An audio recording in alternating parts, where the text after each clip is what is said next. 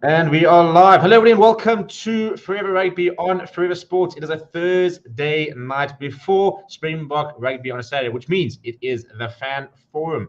And we have a comeback from a man we haven't heard from in a while. And we've also got Cal tonight. So the three of us tonight, we're going to be talking about mostly the Springboks versus Australia and what we think is going to happen and what to look out for. And then we'll have a little bit of a sneak peek at what's going on between Argentina and the All Blacks. But without any further ado, I'd like to welcome back Lukhanyo, who's back on the channel after a sabbatical, and then we've got Cal here as well. Gentlemen, are we well? Not bad, not bad. Yeah, good. Sort of hurting, but we'll be all right, Steve. We'll be all right. Life as Springbok fans, it's been an emotional roller coaster this year. It's actually quite interesting because I realized today that both the All Blacks and South Africa have lost against every team they played against this year. It's quite weird. We've won against two of them as well, but every single opposition we've had, we've lost a game to, which is quite strange. But yeah, so we've got a lot to get through. I'm hoping for some good hot takes. I'm hoping that Carl's going to be calling a Wallabies win so that we've got a chance. Yeah, basically, and the show's title, Springboks Can't Afford to Lose. We're going to be talking a little bit about that in terms of what the repercussions are if we do lose. How much does it mean if we do win, for example? And how important is this weekend? Or is this weekend that important? Are we still very much looking long-term, or do we need to start picking up some more wins on the journey to the World Cup? So get your questions and any comments into the chat. Smash like on the video as well. Let's get those likes going. And then I suppose we'll get into it. So the biggest thing to speak about, I suppose, in preparation of this this weekend is the Bok team's changed quite a lot, like a lot, which I think we probably knew it was going to. Apparently what I've heard is that it was a bit of a similar case to the Welsh second test in terms of they basically told the players before they went into Australia, this is going to be more or less the team. And then obviously there has been quite a few injuries, which has necessitated those changes. So, Lukhanyo, we'll come to you first. Lots of changes. Changes in the front row. In fact, the only aspect of the team that hasn't changed is the lock combination. Apart from that, every single combination in the team has changed for this weekend. What was your initial reaction when the team came out? Sure. Yeah, I think until I heard that some of the changes were sort of injury enforced, it was more of what is Jacques sort of doing?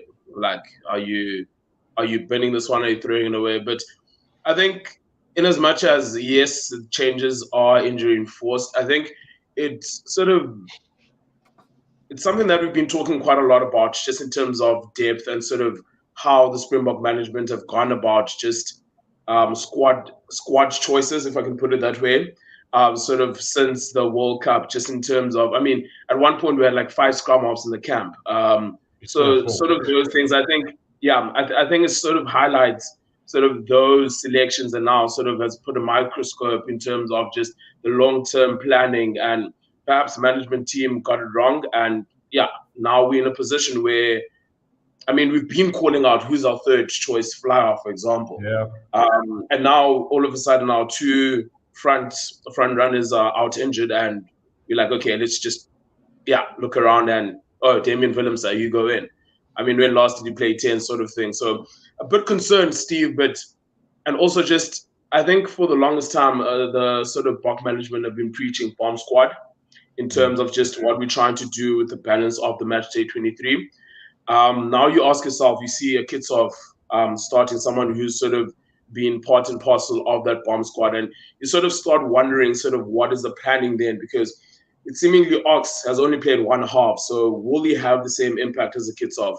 Because when you just look at attributes, I don't remember Ox making too many steals. Yes, good ball carrier, quick around the park, but he's not effective at the breakdown when the game sort of, the opposition starts getting tired, and that's when sort of those kind of players came into their own. So it's a bit interesting. I also think it's unbalanced in as much as, yes, injury concerns, but when I look at just the balance of the side, when I see Kwagga Smith wearing the 19 jersey, if I'm not mistaken. Yeah. Kwagga Smith, Dwayne Vermeulen just on the bench in terms of just the the replacement. I know Mostard is starting on the flank, but what if he goes down? Does Eben and Luet have the engine to sort of sustain? And you ask yourself, was this perhaps an opportunity to throw in a Murat? Why select him if you're not gonna, give the boy under pressure? Because in as much as yes, Jacques is guaranteed that he's going to keep his job. Best chum is with Rassi, but just in terms of future planning now, what is the plan? So I think there are a couple of missed opportunities, and I just feel like maybe the squad, the 23, is somewhat a bit imbalanced. Yeah, that's just sort of what came into mind. I think just off the bat. So yeah. Yeah, I think it's a better point there. I think especially if in the front row in terms of the bomb squad. I think we saw, for example, like Trevor now coming onto the bench, stuff like that. I mean, we saw how useful he was last year from a scrummaging perspective later on in the game. But again, in the loose, probably not quite the same sort of player as Vincent Koch, who likes to have ball in hand and has a surprising turn of pace, stuff like that. But I'm glad to see Trevor back at 23. But I think you make a good point about the locks, because I worry about something like Evan, who's played a lot of rugby. And Lua Tiago looked absolutely finished. I thought they were both actually pretty decent last weekend. But they're going to break down. We've seen Lukhanyo now break down. We've seen Pollard break down, who has had an issue with staying fit for quite a while now. So it's becoming a little bit of a worry from the lock perspective. I think, I think the easy way to have solved it would have been to maybe start with an Ulrich Lowe, for example, and then you have Moss on the bench, and then you're feeling quite covered across the way. Alternatively, I think you could have started Franco at 5 and put Lewitt on the bench, something like that. But I think balance is going to be something that's going to be very much highlighted. And we're going to go into the backline as well, because it's obviously a very new look backline. Carl, what was your sort of reactions to the team? I mean, which sort of selections really sort of stood out to you? I mean, obviously Willemse was going to cause a lot of debate, and I think, to come back to what you were saying earlier, I think the last time he played 10 that I can remember was when he was at Saracens. He had that brief stint there, and he played a couple games there. I can tell you right now, I tweeted, because I was looking at the stats for him and Deon Fourie. The last time, first of all, he's never ever started at 10 for the Boks. Yeah. And it's the first time that he's worn the 10 jersey this season. So he played a 10 last season, I think in the Rainbow Cup or Super Rugby, but since the URC, so since June last year, he's never played at fly half. Well, he's never started or come on at fly half. He's been at either 12 or 15 and as utility for back. It's weird. Like, people will say, it's a knee-jerk reaction to not having a great season. Oh, well, just ring the changes. But I mean, they've kept a good core of the team, but also they're trying something new, which I think is a good thing, considering you're less than a year out from the World Cup. It's always something that's pissed me off about, Eddie Jones for England, especially Eddie fucking Jones. And then also the Springboks, because they always had their kind of tried and tested, and yes, they'd win every game. They'd win most games, but anything goes wrong and, the fandom goes absolutely mental. So I think in preparation for the World Cup, it's a good thing, even if you lose. I think because of the changes, it's not a must win. You're not expected to win, so it's not a must win. But I certainly think that you're probably in for a better shout this week, I think. Yeah, well, I think that's the interesting, because some people have said that there's no chance of a win with this team. Other people are very excited about the team, and I think, I am, from my perspective, I think, I'd like to. It's weird because I'd like to have seen, I wouldn't say more change, but I would have liked to have seen a couple of different changes. I would have liked to have seen somebody else in the 7. I think I think you can do the job. Well, not even necessarily in the 7. I would have liked to have seen Ulrich Lowe in the 23. I would have liked to have seen what he could do. I wouldn't have minded seeing a potential lock change, but I can understand, especially with Deon Fourie, who's going to be covering a hooker, why they want to have you tried and tested locks from a lineup perspective. I think it's just there's a couple of changes I think they could have made, which could have been quite interesting. The Willemse one's an interesting one, because the weird thing is, I think very little, from what I've seen and on Twitter and stuff like that, there's been very little negativity towards that. But I must admit to being very, I wouldn't say apprehensive, but worried, a bit nervous about him at 10, because I think that what I've been saying just during this week is that a year ago, Willemse was not playing his best rugby. People were sitting there questioning, well, should he still be part of the Springbok squad? Is he kind of there on hype as opposed to performance? And a lot of that was when he was playing at 10, and he switched to 12 eventually during the URC, much to Lukhanyo's delight. and he was next level, and we all kind of sat there going, that's what we've been waiting for. We've been waiting for him at 12, and then he's been so good at 15. So I worry for him because I feel like it's a position that threatened to derail his career, or at least stagnated quite a lot. And I also worry about a goal kicking perspective. If he is going to be kicking a goal, it's also something which is he's always sort of sometimes struggled with. But yeah, look, at the end of the day, I think in saying that, I think arguably this is the best sort of from a confidence perspective. Yes, slotted 3 points right at the end to win a test match, so just in terms of going into this test match, I think for the first time, no one can disagree that he deserves to be in the starting 15. So I think, and also just knowing, or at least sort of what I've seen from the Bok management, I do hope it's not the case, but I do see an open play, really being more the fly-off, sort of orchestrating the attack, and Willemse sort of just playing from first phase, and also just from a defensive point of view, dropping into the 15 in a more sort of accustomed position that he's been playing, because he's been playing 15 this season. Because I think for a brief moment we saw in one of the test matches when Pollard went off and Willemse supposedly went to fly off, but sort of Willie and Willemse were alternating, if I could put it that way, where Willemse will launch from first phase, but they're on in, sort of Willie steps in and Willemse drops out. I hope that's not the case, I'll be honest, simply because I think Willemse is sort of the player that in that 10 pivot role, when he's unsure of his role, that's when he becomes very messy. So I'd like the boy to just sort of been given the backing and to say, okay, let's see what you have to offer. You're arguably playing your best rugby ever, confidence level, physically, mentally, I would also imagine the best he's ever been. So you take the charge, and let's see if, should it happen, like it happened for the All Blacks, where you're using your fifth choice to fly off, then at least we know that Willemse is someone that can step in there and sort of do the job. So yeah, it's just I think I agree on that. But I think the nice thing is that we have seen quite a nice relationship seem to be brewing between Willie and Willemse. So I think they are starting to play quite nicely together. But as you said, I think I agree with. I'd like to see Willemse at first receiver, even if Willie starts sort of floating in next to you as a sort of second receiver and somebody who can, if you want to go out wide quickly, can do that. But yeah, we very much, I suppose, want to see Willemse as the general, and hopefully the confidence pulls him through. I really do hope that he does pull, because if at the end of the day, it could be it's a single swim moment, not for him, but as a Bok planning moment. Because if he steps up and he can do the role of 10, then you're sitting there going, cool. So we need 2 10s for the World Cup, and we've got Damien, and then we're sorted. If it goes badly, then I think that puts up a lot of question marks, because then if you're going to sit there going, well, Pollard Yankees picks up an injury next year, we've left it pretty late to bring in any other fly half. So I think that the Bok, from a planning point of view, they need Willemse to come off this weekend. But I'll stick with the backline, just because Carl's a backline player. So we'll bring him in on your backline specialty. Jesse Creel at 13 and Kane Moody at 14. Players who, players in 2 very different ends of the spectrum. Kane Moody very much in form, playing with a lot of confidence, very young, 19 years old.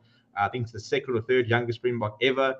But then you've got Jesse Creel, who, despite having 53, 54 tests, plenty of question marks around his selection and his quality. But where are you sitting with the Jesse Creel debate, and then we'll talk about Kane Moody a bit. I mean, I think he's rather unfortunate in the sense that he's now playing 13 after the best 13 in the world is injured. Exactly. Yeah. I quite like Jesse Creel. I mean, I don't think he's the most entertaining player in the world, but he's going to fuck you up in a tackle. So, I mean, it's not a bad shout. I mean, who is he against? He's against Ikitau, and Ikitau's a hard runner. So I don't think it's a bad shout to put him there. I think there was it seemed to be a bit of a disconnect last week between de Allende and and I think maybe Creel is a bit more similar than to de Allende, so it might work a bit better that way. To be honest, I'm for the backline. I'm wondering what happens if Willemse gets injured. Don't even put that out there. Apparently, well, in theory, France Steyn comes on, and we have the heaviest number 10 in the world. But then the only way that I see that not horrifically impacting South Africa is Steyn will have to play 15 on attack and then 10 on defense, because he's so fucking slow that Koroibete will just walk around him if he gets into the backfield. So it's literally pointless to have him at 15 in defense. But yeah, I think it's gonna be interesting. Yeah, sorry. Just on the Creole fair, I think there was the one game against Wales where we lost that second test match, but I left thinking, wow, okay, I hate Creole. Put it out there. I think he's a rubbish rugby player, but after that test match, he was one of the guys that I said, okay, he impressed me. I thought he was very good on defense, but I'm a bit worried, I won't lie. Ikatau, Koroibete against Canon Moody and Creole, sort of in that defensive shape. Also considering that Damian Willemse and Damian Dialindi wouldn't have played a lot of rugby to defend the inside channel. So it exposes Creole. I think Creole is going to be under a lot of scrutiny, and just it's going to be a question of will Moody be able to sort of adapt quickly to the game, to the defensive system in particular. I think Canon Moody, fantastic youngster. Is he ready? I don't think just quite yet, but obviously circumstance dictates that he is sort of in the team, so he will need. But I'm a bit worried, I won't lie, sort of in that channel, sort of the communication between Damian Willemse and Dialindi, considering just Willemse has been playing a lot of his rugby at 12 at 15 weights, one-on-one tackles. It's pretty much your own thing. You shoot up, you hit. But it tends a bit different, especially with Australia playing that inside ball. That inside ball is, they enjoyed quite a bit. So I'm just a bit worried from a defensive point of view, and whether Creole and Moody will sort of get the alignment right, especially considering sort of how well Koroibete is playing. And we know Paisami and Ikatau, they're going to be running that in-out line the whole day, pretty much. That's at least what I'd be expecting. But interesting to see. I think we don't have too many other options in terms of that 13 jersey, which is another issue. We're sitting here at 10. We don't know who our third choice. 13, we don't know who our third choice, and we're a year away from the World Cup. And I think a bit worrying, but it is it is sort of what we, I mean, for me, like, yes, it's not his preferred position, but you do have a third 13. You can just chuck Esterhuis in there, and he'll still do the job. Sure. I mean, I would happily. Please give him to England, for fuck's sakes. No, we like him in our squad holding tackling bags. I think the biggest thing is I think the word defensive system is the biggest for me. Probably the biggest, because we all know one-on-one tackling. They're all going to be. I'd back Creole against pretty much anybody in the world. Dialindi, Damian Willemse, one-on-one are fine. But as I said, I think it's the defensive system which is going to the issue, and I think that hopefully Creole really does pitch up and does a lot of marshalling, because I think that he's going to have to help out Canon Moody quite a lot. I said, I was surprised when they called him up.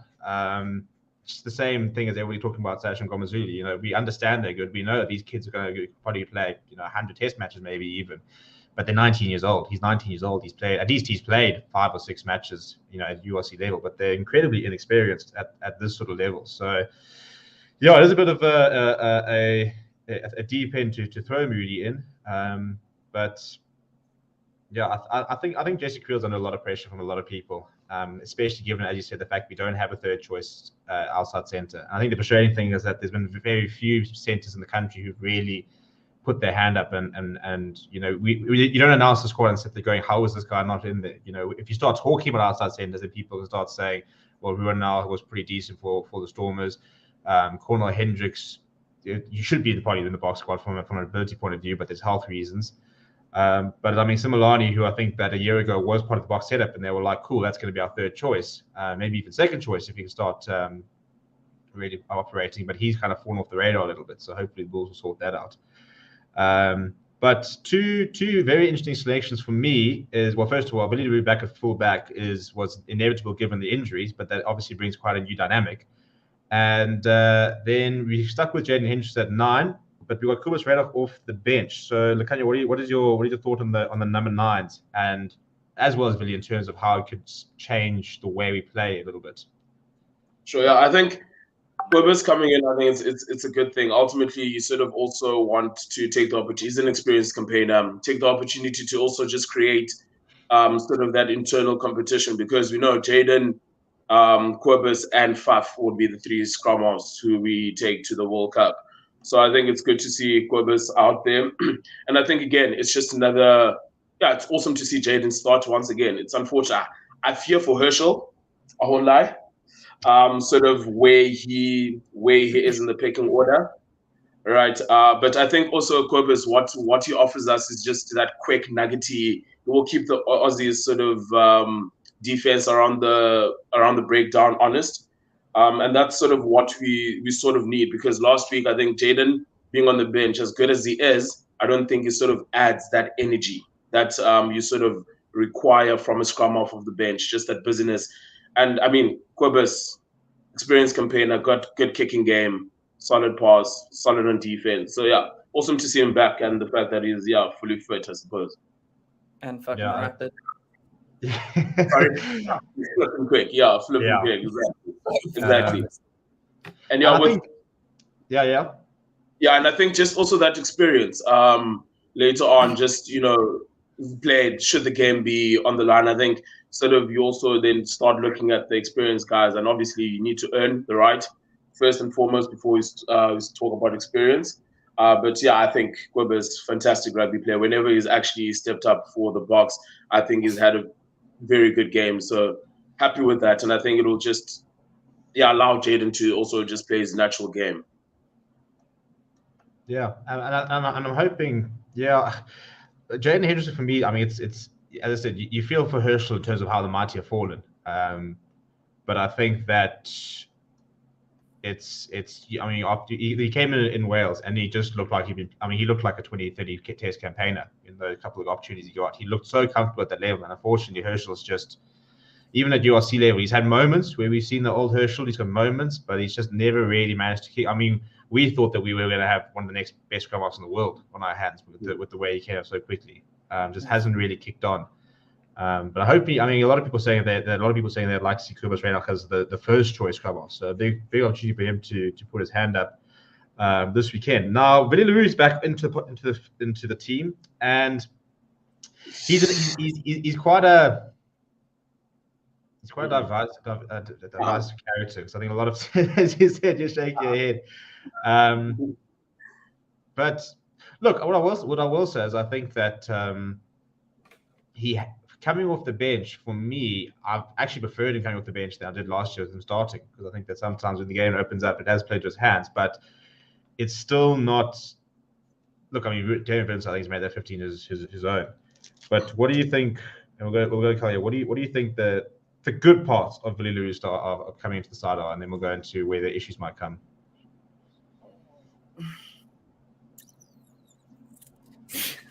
I don't particularly like him as a player anymore. So I just, like, literally since he was at the Sharks, I've just been like, well, then obviously left, but since then I've just been like, yeah, you're not that good.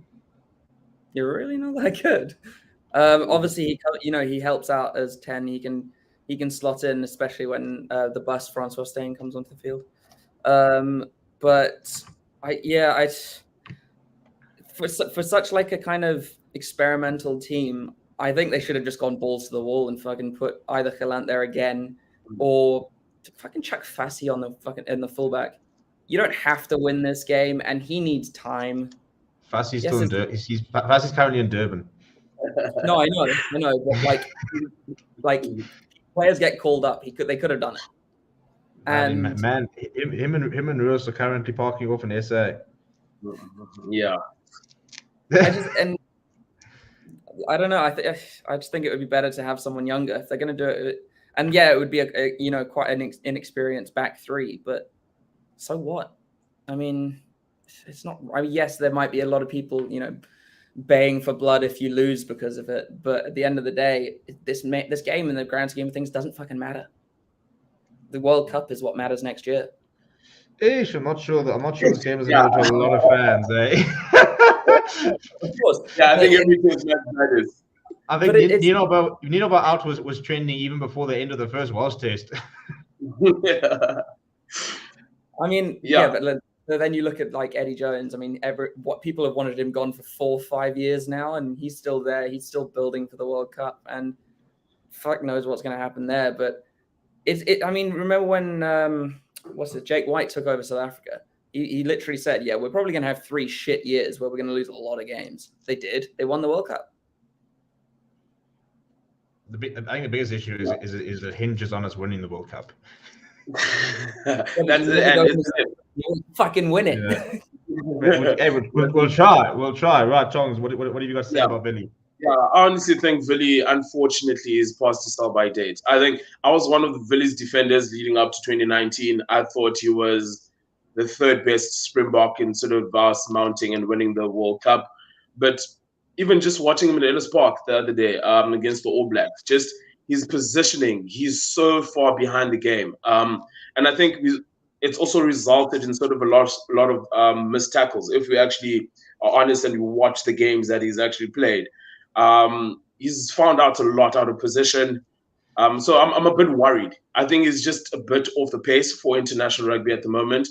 And I also worry sort of with that selection where it's crisis mode and sort of our system is not rewarding players that have played well, because Geland had a phenomenal URC, right? Led the Stormers to win the thing, but he hasn't been given a fair shot in his natural position. And if ever there was an opportunity where there's 3 guys who played together in Willemse, Dialindi, and Geland, this was that opportunity to say, okay, gents, what can you do, right, in crisis mode? But you guys have got a relationship already in terms of just you having played together.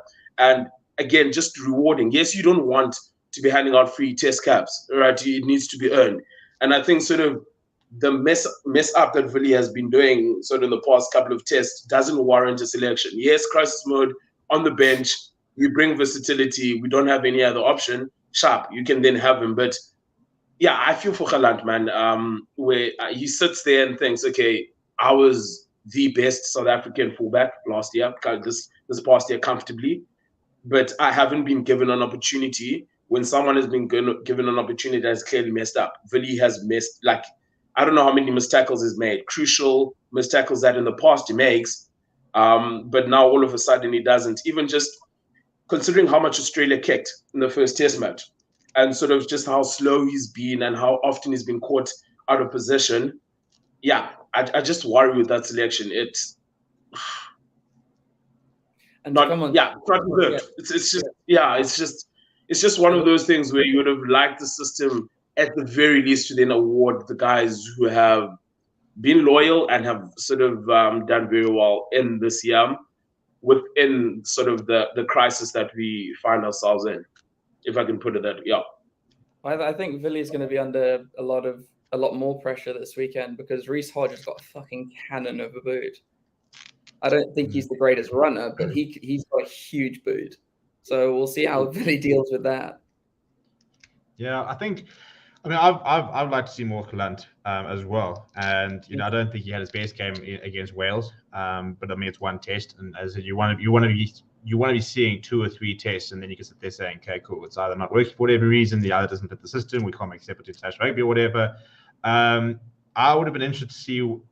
I think what I think has hampered the selection is I think that if Alton Jantjies was not injured, I think he'd be starting at 10 this weekend, and then I'd be very interested to see if they probably would have kept Willemse at 15, but if Lukhanyo was still fit, I wondered if we weren't going to start seeing Willemse at 12 potentially, which then would have opened the door again at 15. You either play Willie, but you could be looking at a Geland and saying, well, if we're going to go with players who can open up a game, let's put 3 of them in there and see if we can make 4 of them maybe with Lukhanyo.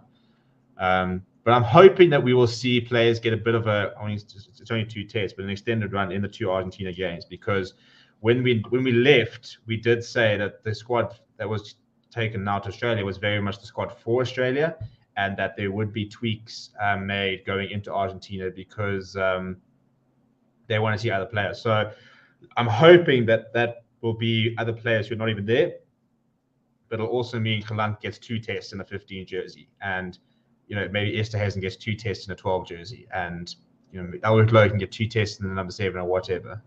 Because we do need to see again. We're a year out for the World Cup, so I feel like we're in that weird sort of almost the calm before the storm, because we've got, I think, 13 or 14 potentially tests before the World Cup. So it's not a lot of tests, but at the same time, there still is a bit of time to let some players. And my biggest sort of worry, and we can talk about it now, is your Dwayne Vermeulens, your Frans Steins, maybe your Billies, even a Dion Fourie, players who, when they're on song, are very important, but you're sitting there with the year after the World Cup, they haven't necessarily hit the ground running. Yes, coming back from injury in the form of Dwayne and France, but how long do you wait until you have to make a big call? How long do you have to wait before you have to sit there going, listen, Dwayne will come to the World Cup, but more as a mentorship role than actually starting and actually coming off. You're coming off the bench. It's the first time in the 63 matches that he's going to ever come off the bench this weekend.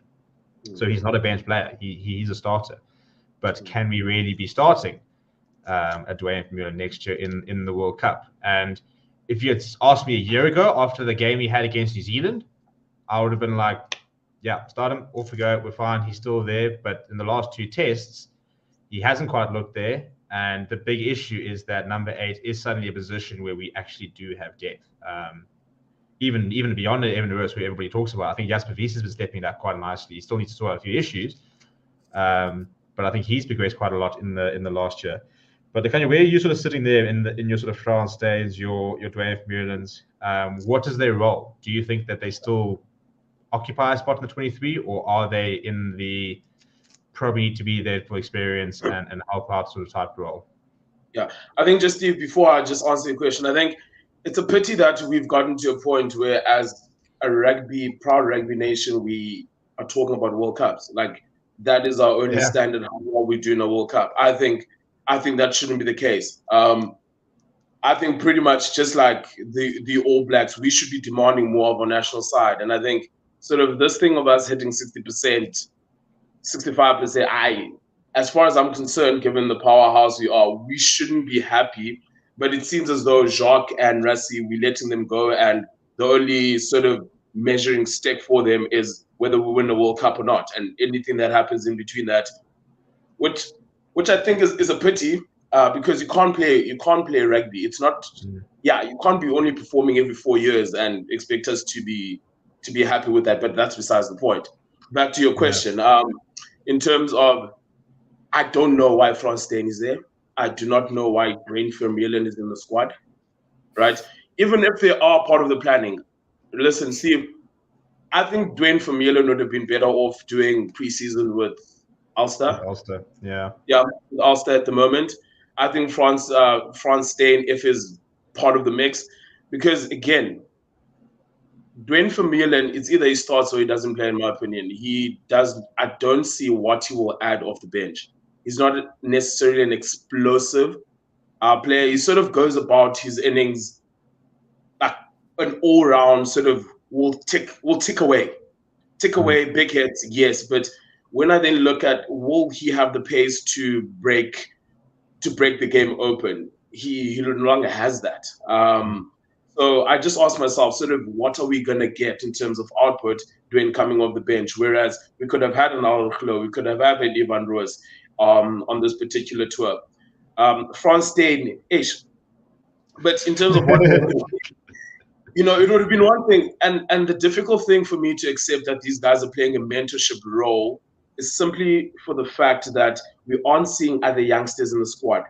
So if you have Frans Steyn around, then surely you must have a Fassi in the squad. You get what I mean? So to justify this election, to justify Dwayne Vermeulen being there, why is Evan Roos on camp in like practicing with the Stormers, where he should be in camp getting the knowledge from a Dwayne Vermeulen, if that is the role that he has to play in the squad, kind of thing. So I'm a bit confused sort of in terms of, but I think Jacques, Rassie went to guys that they trust. and said, okay, you guys will carry us forward. I do not agree with it. But yeah, we'll see. We'll see. If you play a mentorship role, your squad needs to reflect that it is a young squad with potential for the future, maybe not even the World Cup, but post-World Cup, to say, okay, these guys are the guys that are definitely taking over. And if you're leaving our best youngsters at home, then you can't justify and say these guys are playing a mentorship role, right? And then we just need to look at, should they be in the squad? And honestly, yeah, man, it feels like this old boy club, friends, let's go on tour, have a jolt, come back, and then we'll take it from there. I could be a bit harsh, but yeah. This is what I've been saying since last year. What's for me is quite weird is we've almost been like we've got like no players who are like 27 and like no players who are like 26. I think it's like Ox, like I think if you were to look at like literally 19 to 23, 24 to like 28, and then 29, I think we've got like nobody in the middle. So like when we've had youngsters, we've had like very young players, like Kane Moody, 19 years old, getting his opportunity. Evan Russ is 22, I think. Ulrich Lowe's 22, Jaden Hench is 22. But it's weird that we haven't. I think Daniel Williams is like the only player in the squad who's like 24, 25 years old, which is quite weird. So there are a couple of players who obviously, I mean, they are inevitably, I think, as Christian was saying there in the chat, Dweber's sort of 26, 27. But yeah, it's almost like we've kind of got a combination of we believe that the players that we want to win the World Cup, and look, that's what I think it was Jacques that said it. He said that if you look at the last 20 years or 20, 30 years of World Cup winners, the average age of squads has been around 28, 29. So they're saying that according to statistically, experience wins you World Cups, and that's why they're sticking with the experience. Again, there's lots of big questions. If we'd had that 2020 year where you could have started blooding, and I think maybe that's the sort of the generation that's kind of missing. If Joseph Dweber was involved from 2020, he would have had 10 caps by now, maybe even more. And maybe he could have stepped in, or he could have come in, not been good enough, like he has been for the last 2 games, been replaced by somebody else who would have stepped up and been there. So it's interesting to sort of see if this was always the plan, if it has been sort of slightly had to change as well with the British Irish Lions tour where you didn't want to change. But yeah, I think the frustrating thing, if you look at Frans Steyn, I mean, for me, Frans Steyn was there for the experience last World Cup. He was like Willemsen's mentor when Willemsen was like 20 years old. And they were like, don't worry, France is there. He's been there. He's been to 2 World Cups. And then you're still in the British Irish Lions. You're like, yo, this is cool. He's going to play 2 British Irish Lions, and he's probably done. The fact that he's still within the squad is probably a bit worrying. And I think the sad thing is there are players who could be there. But on the point that you raised, because I wanted to check now with Evan Russ, and I think probably a sign that he will be playing against Argentina is that he's not been named in the Stormers warm-up game for tomorrow. And I was trying to find the Sharks. Yeah, the Sharks playing against the Lions tomorrow in a warm-up game. And I want to try and see if we're going to see Fassi, Ntuthuko and Bongi involved in those games as well, because I'm hoping that those guys are supposed to be flying off to Argentina to get their shot. But very quickly before we sort of start looking at some of the matchup stuff like that, because you mentioned Fassi, and it's a question I get every single time I do a live show, every single time I post a video. Everybody's like, why isn't Fassi selected? Why isn't Russ? And like, first of all, they're not in Australia, so they're gonna have to get onto a plane first. But where do you stand with, and I mean, you've got the Cal, a Sharks fan, and the kind of know that you like Fassi. Where do you stand with Fassi? Do you think that he was, because when he was released, Sharks said in his press conference, I don't know if it was Shark or Dion, but they said that every player, when they get released, they're basically now on like a little report card system, where after every match you get given on basically a report card and it says you were good here, you were good here, you weren't good here, this is what you need to fix. So do you think that Fassi's obviously been sent back with a bit of a report card and things to work on? Do you think the work-ons he has to work on, and we'll go to Carl first, do you think he'll be able to fix that now, or do you think that's something that's going to need to fix over the URC? I'm going to be honest, if the Sharks play anything like they did in the last URC, it's not going to fix a fucking thing. But I really like Fassi, and I think as an attacker, he's one of the most exciting prospects in South Africa. Yes, his defense is questionable, but I think that's probably also the Sharks in general. I don't know. I don't see it being much of a change if in terms of defense from Villy, but I see the attack being better. Yeah. And yeah, I was okay. Yeah. I mean, you're not losing out on defense because they're both shit at defense. So you're gaining something in attack. Someone who's young, someone who actually has some flair. And this is my point. It's like, this is the perfect time to play him. Obviously, they can't because he's not there. And I really hope he does go to Argentina, because they'll definitely need him against an Argentina playing the way they are. Because with their defense as good as it's been, especially against the All Blacks, they're going to need someone with flair, someone who can actually, take on the line and break it. And I don't see that being Villy. Yeah, I've got to agree with you. I mean, I would love to see Villy's scorecard.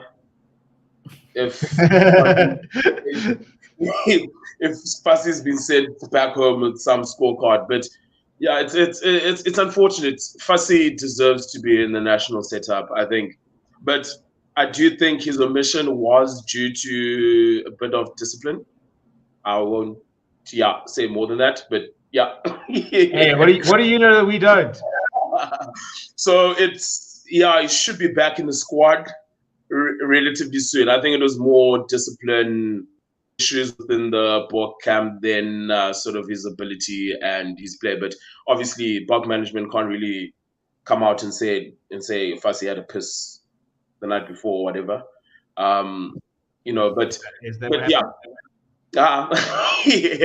But I do think Fassi will be back in the box setup pretty soon. I think we can all agree, sort of phenomenal young player attacking, and I think sort of it's better to grow in the system, and that's what I always say.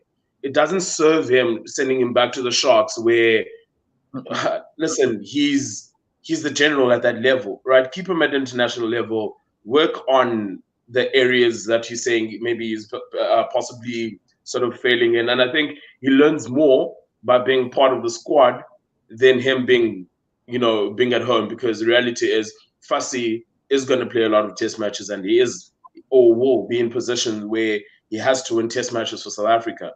And I don't think he grows as much by, being at the Shark Tank as compared to being part and parcel of the box squad, especially considering sort of who you could argue is taking up his place. But yeah, that's sort of just my take on that. I think he'll grow more from the next season at the Sharks, because their team is going to have some actual meat to it. I think they've got all of the meat. Sorry, Days like it. But I think the next URC will be interesting. I still think the Sharks will have a shit start, because oh my god, don't. But I'll try and get to some games. Yeah, listen, we'll talk about the URC when the URC starts. I'm just putting it in the back of my mind. I saw the squad that was named by the Lions for tomorrow, and I just want to cry. But very quickly, before we go into the All Blacks Argentina game, I just want to try to wrap up the last 10 minutes.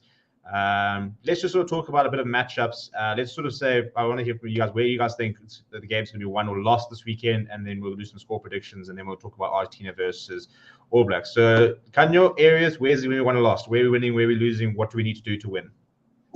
Okay, I think the positive thing with having Kitsov, Marks starting is that we are going to have to dominate the breakdown. Sort of, we're going to have, if we want to win this test match, we have to be sort of 10 points up by the 60th minute, or else we stand no chance, because by the time that comes around, the guys will be knackered. Australia will sort of be also on the up. I'm a bit worried.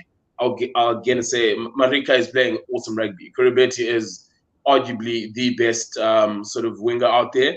And I'm a bit worried Cannon coming into the fold and having to front up against him. And I also think we're going to have to tame that McBride kid. He's all of a sudden just seems like a world beater. So just sort of, and I think Mostard perhaps is in the team to sort of try and shadow him. Obviously, it's not the same as football, where you can put 2 men on a Cristiano Ronaldo, and you sort of close them off. But again, is very good. Yeah, but again, it's that simple. We have to dominate set piece, which I think we've been relatively poor, sort of in the last couple of tests, if we stand any chance. And yeah, Willem's man of the match. That's the only way. He's my sort of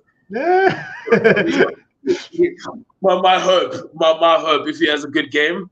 I think that's sort of weird. But I think the breakdown we can't allow Australia to play as easily with possession as they did in the last test. So I think Mark's Kitsov starting sort of is part and parcel of just trying to disrupt them at source rather than trying to dominate them physically, which, I think they're a bit too quick. We don't last. We seem a bit too unfit, sluggish, and inspired at times. So I think the breakdown, you just need to kill it at source. Yeah, I tend to agree. Cal, anything else? Any other aspects that you'd like to touch on? I mean, yeah, everyone, like you guys are saying, Koroibete on Kenan Moody untested, so it's going to be tough. But I also think that Kenan Moody's actually, like, his defense is actually pretty class. Like, I was watching a video of him yesterday, and he's a big hitter. And I mean, he played a couple games at 15, so if I could put him there instead of Billy LaRue. Sheesh. Yeah, thank you. I think it's also the standard. I think that the kicking game obviously has to be quite accurate as well. In terms, and I think that's been the biggest difference the last 2 weeks compared to that first All Blacks test has been contestable kicks and also being able to win that possession. They could be able to use it correctly, because if we saw how Argentina used their boot last weekend and how effective it was for them, I think they kicked from the boot 33 times across the match, but used it very effectively. So I think that I'm, from my side, over and above the Bretta stuff, like, I'm hoping that Hendrickse and Jaden and Kobus they all need to bring their kicking boots too, because we can't. I mean, like, we had 2 or 3 instances where we had a decent momentum working over the gain line. So you go to the up and under, which is fine, but it needs to be contestable and you need to be able to win the ball back. But I mean, I think there was 2 kicks from Pollard last week. You couldn't do a thing right, where he just kicked it so deep that it was just, you might as well have just thrown it like a football pass. I mean, just have the ball. We can't contest. So I think that's also an aspect I'd like to see improve a little bit. But before we wrap up, All Blacks taking on Argentina. I don't know what it is. I don't see Argentina repeating the feats of last weekend, which for me is actually very interesting from a Rugby Championship point of view, because if we were to go and grab a victory, I reckon we were suddenly back in the running. But this All Black side are probably a little bit more crisis mode than South Africa at the moment, but very much not playing their best rugby. Lukhanyo, where do you think? Well, do you think Argentina could do it again? And what do you think is really missing? I mean, is this All Black side got the wrong coach? Are they maybe just from a playing personnel point of view just not the same quality as they were 5-6 years ago? Are there too many old players, the likes of Brody Retallick, still around, and those sort of players? Where are you at with the All Blacks? Yeah, when I look at the All Blacks, I think a lot of it has got to do with the leadership. I'll be honest. I think against Argentina, there were moments where just you question the decision making. It's one thing to sort of have an attitude of, okay, we'll just run through them. But I think Argentina had shown enough in that game for New Zealand to just be a bit respectful. There were opportunities for 3 points that they turned down. So I think it's got to do with the leadership. And I think just my observation, again, there seems to be a bit of a split in terms of the Sam Cane, RD, who takes charge. And you sort of now seen Sam Whitelock actually come to the fore and sort of almost act as the neutralizer, because now there's sort of that split in them. But I think also just the center pairing, man. I think the All Blacks have got a rather weak as a pair in terms of executing what's required for the job, right? Very good individual players just in terms of ability and talent-wise, but I think in terms of having to execute within the system as well, and a lot of it has got to do with the fact that Havili, when he plays for the Crusaders, plays a different role to when he plays for the All Blacks, where with the All Blacks is expected to be more of a ball carrier rather than a distributor and the second sort of creative player. And I think he's sort of also stuck in terms of what role exactly is he required, because at the All Blacks, obviously it's Richie and Jody at the back as a fullback. They act as sort of the attacking, the pivots, if I could put it that way. But also Rico is really poor. Like his in contact ball carrying off late has been very poor, and I think a lot of teams have noticed that, and they're actually targeting him. So a lot of balls lost on the ground, a lot of turnovers are actually sort of they target sort of Rico. So I think a lot of the All Blacks issues has got to do with the centre pairing. In particular, I think David Havili mostly, because the All Blacks have always been first phase, get over the advantage line, and they're now in trouble. Now they're able to exploit the spaces with the scrambling defense, but all of a sudden that has been nullified. But I must commend them. They scrum all of a sudden with Jason Ryan there.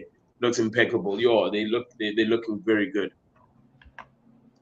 Yeah, and Cal? I think New Zealand, again, I think they're falling into the trap of never just trying something new. I mean, again, this is like crisis mode for them. They might as well. Because I'd far rather, lose with an experimental side and build some experience than lose with the same side over and over again. It's like beating your head against a brick wall. I would like to see, to be honest, I'd drop Aaron Smith. I'd leave him out of the squad. I'd put, what's his name? The blue scrum off. I can't remember his name. He hasn't played much recently, but he's really good. I'd like to see him actually get a start and then have Christie on the bench. I think Papali should have started. I think he's really good. He definitely should have started. They need to start looking for a new lock because, I mean, they've got with Whitelock and Brody Retallick, I think they're suffering from a bit of old age, despite good experience. Tupaia probably should have got a start as well. And then maybe even experiment with Geordie Barrett at 13. Try something new. Yeah, a lot of people are asking for that Geordie Barrett at 13 idea, which is, I mean, there's Barrett's a Barrett, so he'll probably be fine. But so you're saying, Jongs? Yeah, I also think just mix it up. Unfortunately, when you play against Argentina and the Springboks, you have to adapt to kicking game. You have to have a kicking game. You aren't going to run over them. You aren't going to go around them as easily as you would against other nations. I think they were also found wanting against Ireland because they don't have the kicking game. They sort of have, dare I say, New Zealand is one-dimensional. They're very good at what they do in terms of the sort of the attacking gameplay, but I think just adapt and have a better kicking game as well is what's sort of gonna give them the edge against Argentina this weekend.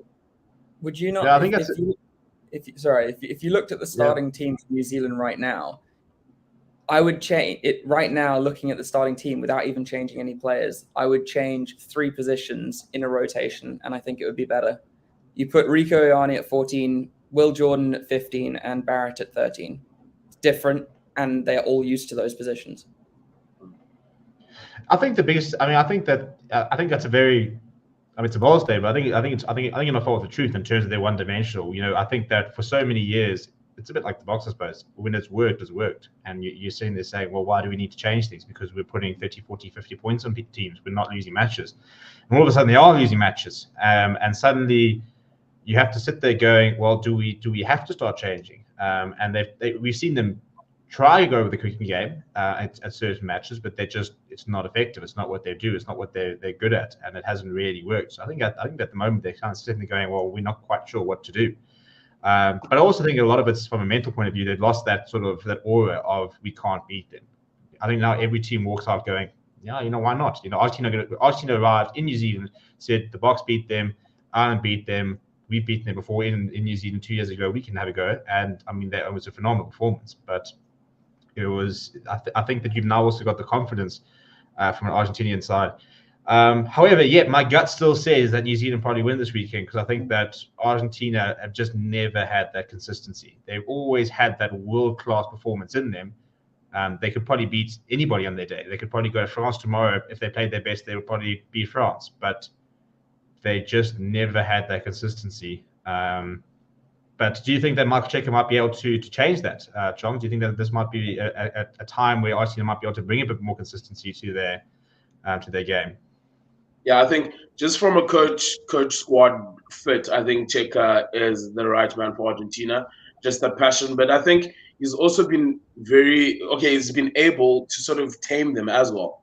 I think in as much as in the past we've sort of seen a very emotional, highly charged Argentinian side, I think the discipline was impeccable against the All Blacks. I mean, how many penalties did they concede? So for the first time, they're not just playing purely on emotions, but you can see there's a system, there's a calmness, and there's a trust in what they're trying to achieve. All right. They're not going to get they're not going to be in possession of the ball. So their defense is what is going to win them the test match. And I must say I was very impressed sort of with last weekend. Good discipline. And it's a clear plan. You can see they will let you go 10 phases. They're happy to. But once you enter a certain zone, then they go. And it's sort of this everyone on the same page. So it's going to be frustrating for New Zealand, and I think that's why you see sort of seeing a Brodie Rotalic come back in, sort of introducing with that leadership style sort of late into the game. Bowden Barrett coming onto the bench, sort of for that experience, because it's going to get to a point. New Zealand aren't going to win the game in the first 50 minutes, I don't believe. So it's just about the 30 minutes and that experience. Yeah, and Argentina do have a chance if ever. It's now obviously, but as you said, it's going to be very difficult. But I must say, if ever, I think this Argentinian side is primed to sort of go back to back simply because of the discipline that I saw on defense and certain players now all of a sudden, yes, aggressive, but not stupid, if I could put it that way. So good ingredients sort of going forward. And obviously you need that discipline against the All Blacks. Yeah, I agree. Would you argue that the All Blacks, I think their issue is not, okay, a lot of it is they're not playing as well as they usually do. But I think that comes down to a fact that they're just not, other teams have caught up to them. They were so much better than everyone else for so long. Other teams have caught up, and now they're finding it hard to get those wins because they're not as consistently that much better. And I think the rugby world order has just changed. I think that we no longer have that one or two teams who are like streaks ahead of everybody else, and then maybe that one other side that can do it. I mean, right now, I think there's very little between 1 and 6 in the world. I think that, Ireland, France, obviously at the top of their game. After that, I think that the All Blacks and the Springboks are very inconsistent, but on their day, they can still beat anybody. We're now seeing an Australian side which have got they can turn on, can be a bit inconsistent. Argentina are looking pretty solid. And then England are England, so you never know quite what they do, but they're always going to be there and thereabout. So we've got one more minute, then we're going to wrap up. So I want to get score predictions, and then we'll wrap up. And because me and Lukhanyo need to go watch Man United lose to Leicester. Don't mention it. Let's get. I think the loss of South Africa from Super Rugby is what's flipped the whole thing on its head. Yeah, I think that's why the whole thing has changed. Yeah, that's a pretty big debate that we can go into another day, because I think there's a lot of interesting to see what we're going to do, especially also now going to Europe. But just very quick predictions from both of you. Lukhanyo, we'll start with you. I want one for South Africa, Wallabies, and then All Blacks, Pumas. Obviously, I want South Africa to win, but if I'm being honest, I think 8-point difference to Australia in that game. I think they just better position at the moment. Argentina, 21-23 to Argentina. Come on, Argentina. Sheesh. Right, Carl, you got to jump up there now. 23-20 to the box with Francois Steyn kicking the winning penalty. For about the 75-meter mark. No, from his own try line. And then for New Zealand,